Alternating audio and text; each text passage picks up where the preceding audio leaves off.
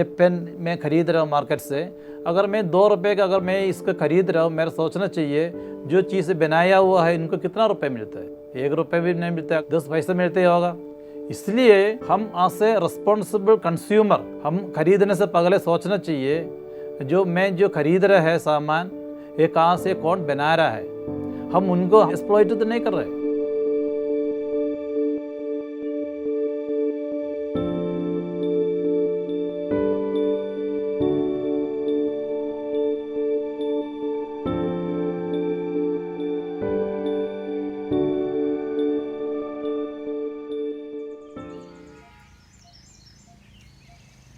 मेरा नाम दिलशाद, मेरी उम्र 40 साल। मैं 10th तक पढ़ी हूँ।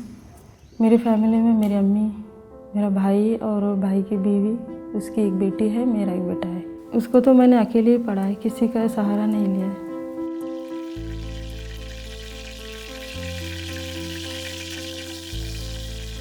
शादी होने के बाद 1 साल तक वो लोग ज़रा टॉर्चर बहुत करने लगे, ज़्यादा ही तकलीफ़ देने लगे।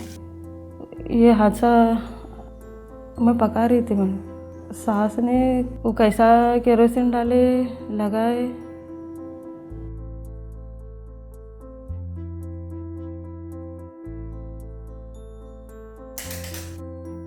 जब मैं इधर काम पूछने के लिए आई 2001 में, ये हाथ के ज़ख्म पूरे कच्चे थे। इधर कुछ पकड़ने के लिए, ऐसा उठाने के लिए कुछ भी नहीं आता था मुझे। पूरा सीखने में तो 4-5 साल लग गए। हैंड पेंटिंग से प्रिंटिंग सीखा, ब्लॉक प्रिंटिंग, उसके बाद मशीन स्टिचिंग करना, सभी हर एक सैम्पल्स जो भी आता है वो बनाती हूँ।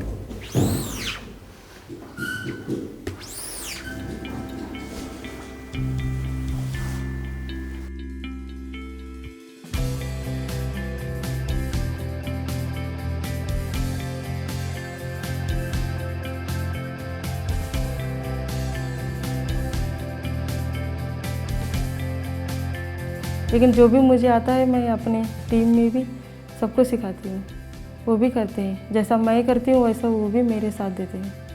ಪೂರ್ತಿ ಬ್ಯಾಗ್ ರೆಡಿ ಆದ ನಂತರ ನಾವು ಲೇಬಲ್ ಹಚ್ಚಿವಿಲ್ಲ ಅಂತೇಳಿ ಫಸ್ಟ್ ಲೇಬಲ್ ಚೆಕ್ ಮಾಡಬೇಕು. ಆಮೇಲೆ ಇಲ್ಲಿಂದ ನಮಗೆ ಹ್ಯಾಂಡಲ್ ಸರಿ ಬಂದೈತಿ ಇಲ್ಲೋ, 2 ಸೆಂಟರ್ ಬಂದೈತಿ ಇಲ್ಲೋ, ಇದು ಹ್ಯಾಂಡಲ್ ಚೆಕ್ ಮಾಡ್ತೀವಿ। सब लोगों के साथ मिलके काम करने में बहुत खुशी होती है। बहुत अच्छा मुझे कि ये मिला है, एक परिवार से भी ज़्यादा ये मेरा परिवार हो गया अभी।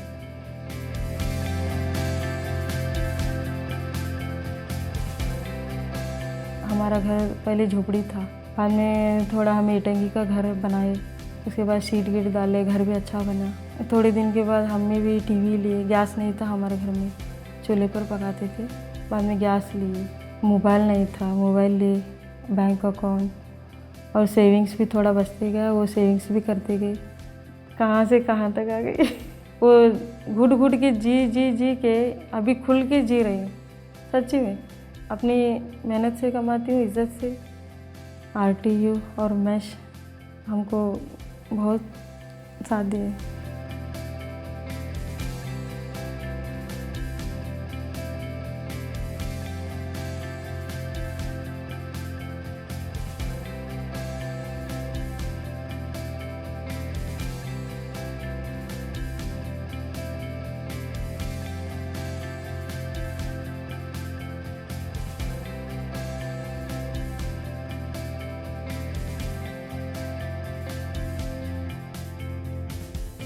मैं ये मेश संस्था में काम करता हूँ और ये है maximizing employment to serve the handicap. ये एक संस्था है जो विकलांग लोगों के बीच में काम करते हैं और हमारा काम जो है पूरे भारत क्षेत्र में है। हम लोग लगभग 30 से 35 संस्थाओं के साथ जुड़े हैं। जो मेश संस्था है वो 2007 में वर्ल्ड फेयर ट्रेड ऑर्गेनाइजेशन के साथ जुड़ा है और तब से हमने 10 उनके जो सिद्धांत है उसको हमने अपने वैल्यू या अपना एक हिस्सा बना लिया है।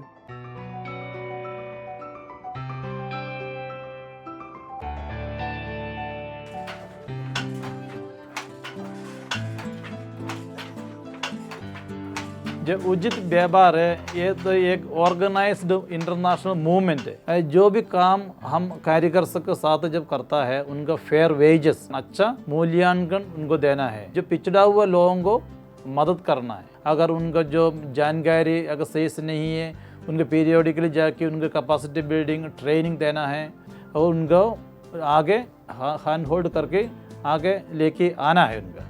इसलिए अगर आप कस्टमर है, अब हमारे यहाँ से कोई सामान खरीद रहे हैं, उसका जो 80% पैसा directly going back to the artisans.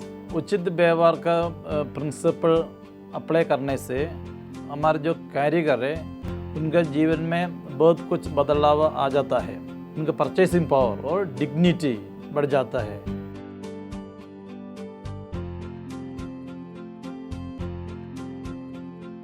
Fair trade के हिसाब से हम लोग डिसेबल्ड पीपल और डिसएडवांटेज वुमेंस को काम देना ज़्यादा ज़रूरी मानते हैं और हमारा विज़न भी वही था कि आफ्टर रिलीज फ्रॉम ट्रीटमेंट वो लोग कहाँ जाएंगे, सोसाइटी में उनका एक्सेप्टेंस होता कि नहीं होता है।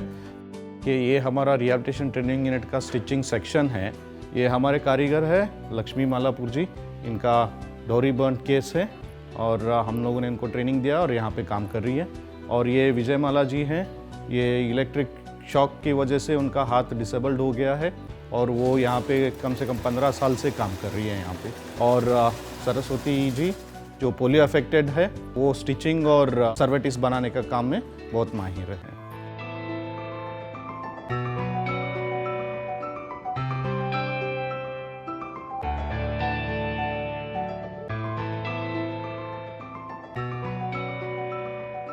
हमारे यहाँ कारीगर पिछले 15-20 साल से यहाँ पे काम कर रहे हैं। उनको कोई भी दबाव नहीं है, उनके ऊपर धोप चोप नहीं है और इसकी वजह से वो हमारे कारीगर इतने खुश हैं कि हमारे यहाँ वेस्टेज तो इतना कम है कि आप सोच भी नहीं सकते कि हमारा वेस्टेज हार्डली अराउंड 2.5% वेस्टेज निकल जाता है।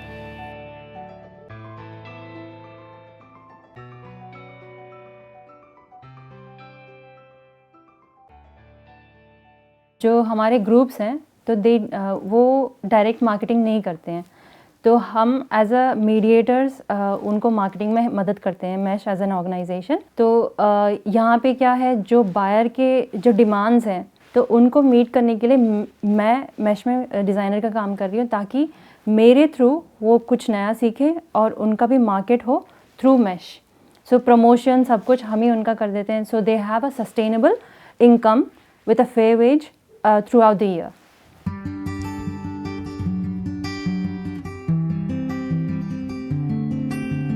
कोई ग्रुप जब यहाँ पे डिज़ाइन डेवलपमेंट के लिए आते हैं, वो आने से पहले मैं डिज़ाइन कर लेती हूँ एंड देन उसको इंटरप्रेट करने के लिए सारा जो स्पेसिफिकेशंस है वो तैयार कर लेती हूँ। ग्रुप से जो लोग आते हैं, जो भी प्रोसेस है उसके थ्रू, तो उसमें सारी मदद करती हूँ एंड देन उनको कोई कॉस्टिंग भी कुछ करना है तो उसमें भी उस कंपोनेंट्स के साथ भी मैं उनके साथ बैठ के कॉस्टिंग्स भी निकाल देती हूँ।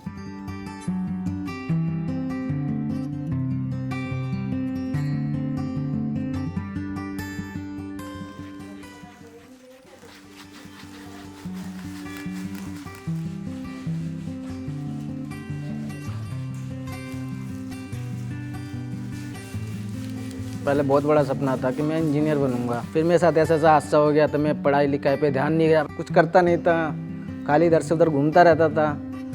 2-3 जगह मैंने और कई जगह पे वर्क किया, लेकिन उतना मेरे अंदर ना स्किल आया ना कुछ, बस अपना काम से काम। लेकिन यहाँ जब से आऊँ मैं बहुत कुछ सीखा, बहुत कुछ जाना। अपने आप को कभी मैंने ऐसा नहीं समझा कि मैं ऐसा लड़का हूँ कि मेरा एक हाथ में एक पैर नहीं है। मैंने सब कुछ सोचा और यही सोच के मेरे यहाँ पे आके कॉन्फिडेंस बहुत ज़्यादा मिला मेरे को।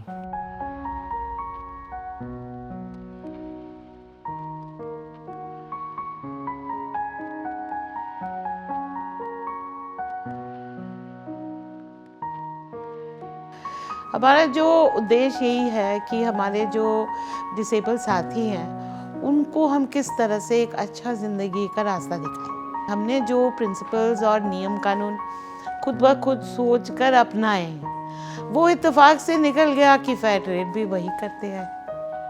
और मेरे हिसाब से अगर किसी के साथ फेयर एंड जस्ट प्रैक्टिसेस करना है तो यही तरीका है और कोई तरीका हो नहीं सकता। कई लोग हमारा शुरू से ही जुड़े हुए हैं, जब कुछ नहीं जानते थे तब आए नौकरी ढूंढते हुए। कुछ हद तक मैं कहूँ कि नियम बनी उन्हीं के वजह से। उनकी जो ज़रूरतें थी वो नज़र में रखते हुए किस तरह का छुट्टी देना, किस तरह से मेडिकल हेल्प देना, किस तरह से पढ़ाई लिखाई बच्चों को किस तरह से करना, उनकी मैरिज काउंसलिंग तक भी करना। एंड ऑफ द डे में क्या होता है, अगर इंसान खुश हो अपने वातावरण से, अपने निजी जीवन से, यही तो प्रोडक्टिविटी बढ़ाता है।